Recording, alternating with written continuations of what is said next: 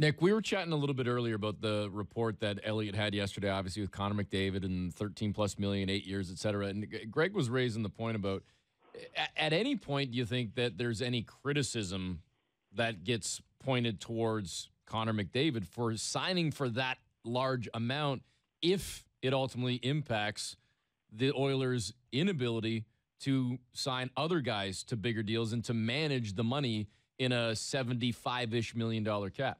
Yeah. And what did Elliott say?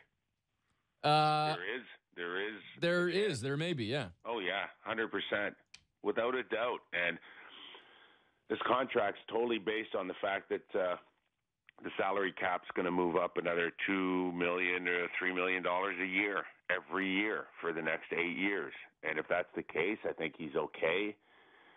But it's such a flawed cap, right? It's such a flawed cap now because now it's either you're getting big money for future potential, which Connor is, right? We all assume he's going to win an MVP every year and lead the team in scoring, and there's no question that he deserves every penny of it. The question is, what does it do for him moving forward? And when I say that it's flawed, it's just not McDavid, but it's a lot of teams getting pinned on getting through these UFA years at such an early age.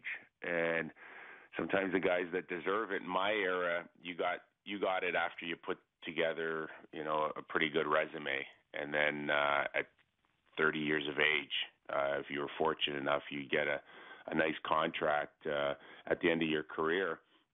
That's the way the Stars did it, and that was almost payment for past performance. But it's flipped now.